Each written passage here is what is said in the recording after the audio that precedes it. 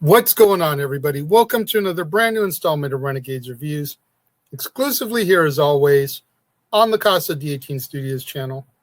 I, of course, am your host, the Renegade J.J. Williams, and let us not forget that today is a very special double feature day here on Renegades Reviews, as we're about to take a look at Guardians of the Galaxy Volume 2, starring Chris Pratt, Zoe Saldana, Dave Bautista, Vin Diesel, Bradley Cooper, Michael Rooker, Karen Gillan, Palm Clementif, Sean Gunn, Sylvester Stallone, Kurt Russell, Seth Green, Michael Rosenbaum, Ving Rhames, Michelle Yeoh, and Miley Cyrus. What's going on, everybody? Thank you for joining me here once again for another brand new installment of Renegades Reviews. And like I said during the introduction, today was a special double feature day here on Renegades Reviews, as we just finished taking a look at the original Guardians of the Galaxy, and now we're going to take a look at Guardians of the Galaxy Volume 2. And it's been 6 months since the events of the first film, and Peter Quill, Gamora, Drax, Groot, and Rocket are now renowned as the Guardians of the Galaxy. Being so renowned, Aisha, the leader of the sovereign race, has the Guardians protect valuable batteries from the Obelisk, an interdimensional monster, in exchange for Nebula, Gamora's estranged sister, who was caught attempting to steal the batteries. When Rocket ends up stealing the batteries for himself, the Sovereign attacks the Guardians' ship, the Milano, with a fleet of drones. A mysterious figure destroys the drones, and the Guardians crash land on a nearby planet. On the planet, the figure is revealed to be none other than Ego, Quill's father. Ego invites the Guardians to his home planet, and Quill, Gamora, and Drax take him up on the offer, while Rocket and Groot stay behind to repair the ship and guard Nebula. Meanwhile, Aisha hires Yondu Udanta and his crew, who have been exiled from the Greater Ravager community for child trafficking, to recapture the Guardians. They capture Rocket, but when Yondu hesitates to turn over Quill, whom he basically raised, Yondu's assistant Kraglin questions his objectivity, and Taserface, Yondu's assistant, leads a mutiny with the help of Nebula. Taserface imprisons Rocket and Yondu aboard Yondu's own ship and begins to execute his loyalists by releasing them into the vacuum of space. Nebula leaves to find and kill Gamora, whom she blames for the torture inflicted upon her by her father, Thanos. While imprisoned, Rocket and Yondu begin to bond, and Kraglin, who never intended to start a mutiny, along with Groot, end up freeing Rocket and Yondu, and they use Yondu's arrow to destroy the ship and its crew as they escape. But Taserface is able to warn the Sovereign before dying himself. Ego reveals to Peter that he is a godlike celestial who manipulated the matter around its consciousness in order to form his home planet. Ego then explains that he projected a humanoid guise in order to travel the universe and discover a purpose for himself, eventually meeting and falling in love with Quill's mother, Meredith. Ego reveals that he hired Yondu to collect the young Peter Quill after Meredith's death. However, he was never delivered, and Ego has been searching for him ever since. He teaches Quill how to manipulate the celestial power, and Peter ends up creating a ball which allow the father and son to play catch together for the very first time. Now, I'm just going to stop right here for a minute.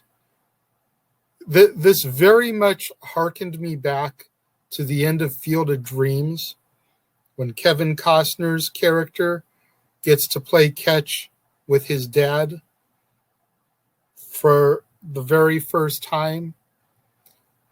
It's just that very special father-son bond of being able to go outside and play catch with your old man. And being as how Quill never knew his dad, for him to be able to have this special moment, one of those things that just really hits you in the feels. Nebula then arrives at Ego's planet and attempts to kill Gamora, but the pair end up reaching an uneasy alliance when they discover a cavern filled with skeletal remains. Ego tells Quill that during his travels, he planted seedlings on thousands of worlds that can terraform into extensions of himself. But he can't do it on his own. Only the power of 2 Celestials can activate them. Ego also reveals that he impregnated countless women and then hired Yondu to collect the children, but he killed every single one of them when they failed to access the celestial power. Quill breaks the influence that Ego has over him when he finds out that Ego gave his mother Meredith the tumor that eventually killed her. Mantis, who is Ego's naive servant, grows close to Drax during the time on Ego's planet and warns him of Ego's plan. Gamora and Nebula also learn of the plan as Rocket, Groot, Yondu, and Kraglin arrive. The reunited Guardians then travel to Ego's brain at the planet's core, during which Yondu reveals that he kept Quill in order to save him from the fate of Ego's other children. As they come under attack from the Sovereign's drones, Rocket makes a bomb using the stolen batteries, which Groot then plants on Ego's brain.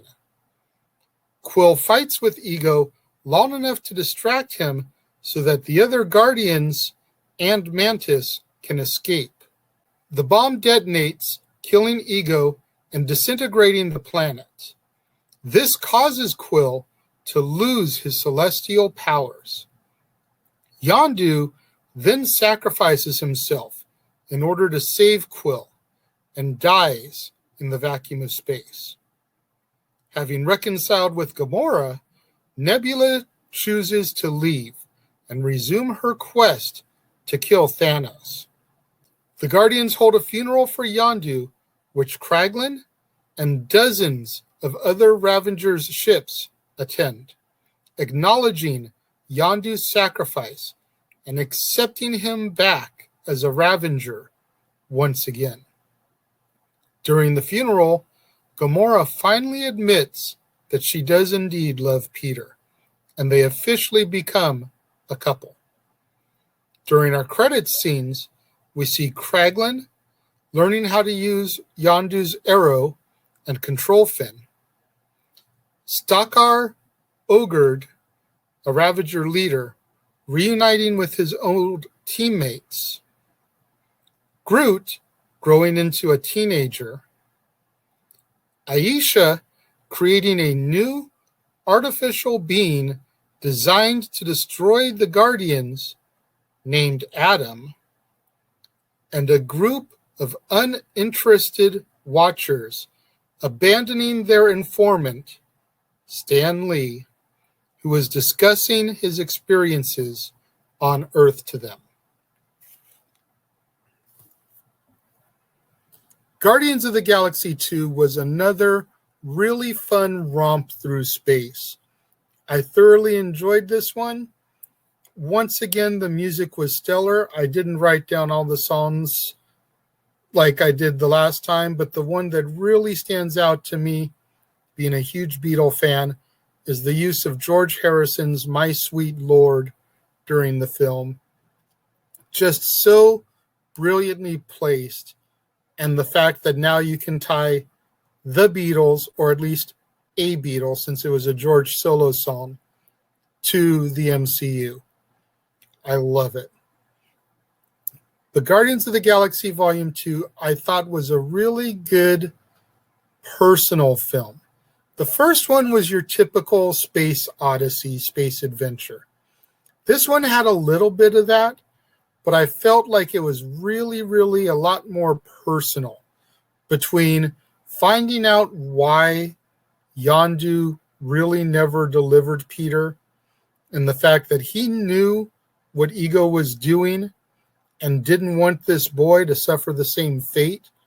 So he kept him for himself, basically, and raised him to save his life. You know, Yondu's whole line, he may have been your father, but he sure wasn't your daddy. Such a great line. You know, sometimes the people that raise you don't have to be your legit blood, and they can still be a parent figure. But still, Quill being able to find his dad. And like I talked about a little bit earlier, being able to play catch with his old man at least once before realizing his true intentions and having to destroy him. Such a great moment. The revelation that Quill's mother died because of his father. You know, his father planted the tumor in her. Gut-wrenching stuff. Then you've got the further development of the Quill-Gamora romance, and what seems to be the beginning of a Drax-Mantis romance. And all these different pieces coming into play, the creation during the end credits of Adam Warlock, who's very heavily rumored to be coming into Guardians Volume 3. Plus you see Stallone's character and his original team, which consists of Ving Rhames, Michelle Yeoh, the voice of Miley Cyrus. You know, are all these characters going to be back in Volume 3? I am so looking forward to seeing what they're going to do. Like I said at the end of my review for Part 1, all these little things really have me intrigued in this property that I knew absolutely jack diddly squat about prior to the 2014 film. And I love when movie companies can do this to me, specifically comic book movies. You take a group of characters that you've never heard of, and now I'm on the edge of my seat waiting to see what's going to happen next. Is Volume 3 going to be an intermittent story that kind of happens between where this one ends and where we see them in Infinity War? Is it going to deal with the fallout of Endgame and Thanos will be dead now? If they make it intermittent, they can have Thanos back in this. So there's all that to factor in. I'm really curious to see what they're going to do with Volume 3. When it comes to my rating, once again, I give this one 4.5 out of 5 stars. I really enjoyed Volume 2 just as much as I did Volume 1. Again, aside from Ego, who is the main villain, the Sovereigns just really didn't do it for me. That whole subplot could have been gone as far as I was concerned, and it would have made the movie just a little bit better.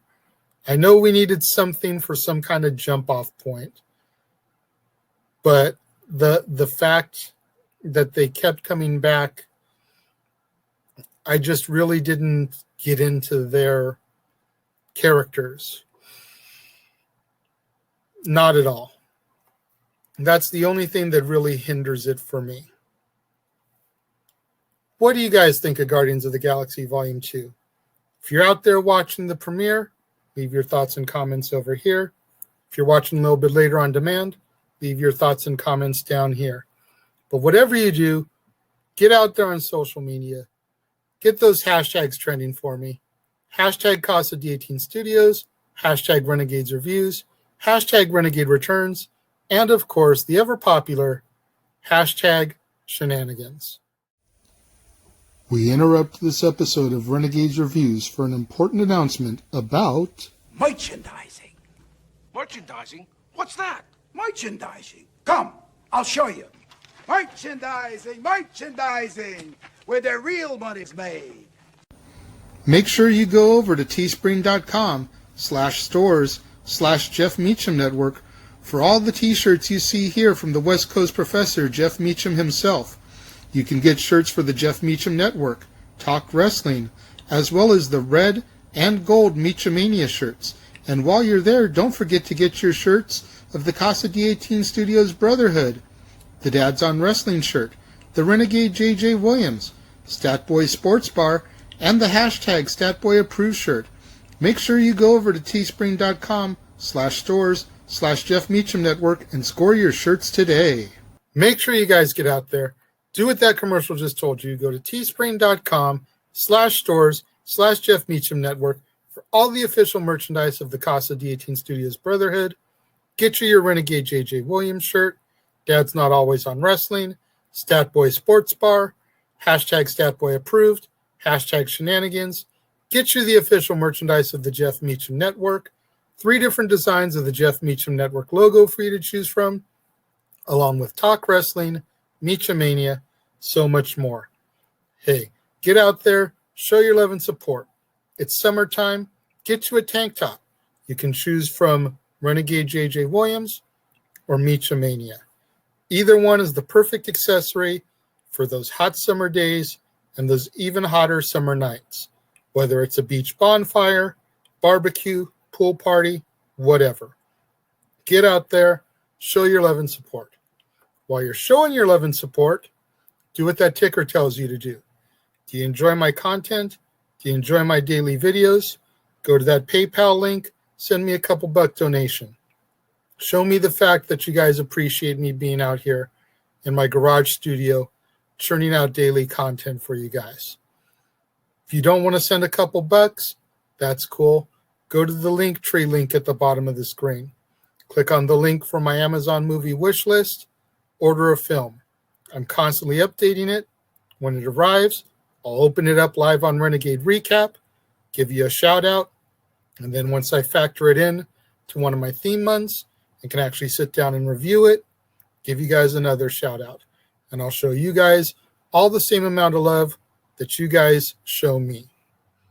Make sure you guys tune back in tomorrow, right back here on the Casa D18 Studios channel for another brand new installment of Renegades Reviews when we talk about the next team-up film, Avengers Age of Ultron from 2015, starring Robert Downey Jr., Chris Evans, Chris Hemsworth, Mark Ruffalo, Scarlett Johansson, Jeremy Renner, Don Cheadle, Aaron Taylor Johnson, Elizabeth Olsen, Paul Bettany, Kobe Smulders, Anthony Mackie, James Spader, Samuel L. Jackson, Linda Cardellini, Andy Serkis, and Josh Brolin. You're not going to want to miss out tomorrow, right back here on the Casa D18 Studios channel, when I bring you our second Avengers team-up film, Age of Ultron. To all my loyal viewers out there tuning in, watching the premiere, leaving your thoughts and comments over here, thank you very much for tuning in. I appreciate you guys. All my loyal viewers that tune in a little bit later in the day, leaving your thoughts and comments down here, thank you very much. I greatly appreciate you guys. I appreciate each and every one of my loyal viewers that tune in every day and join me here on Renegades Reviews, exclusively on the Casa D18 Studios channel. Thank you very much for tuning in and watching, and I will see you guys next time.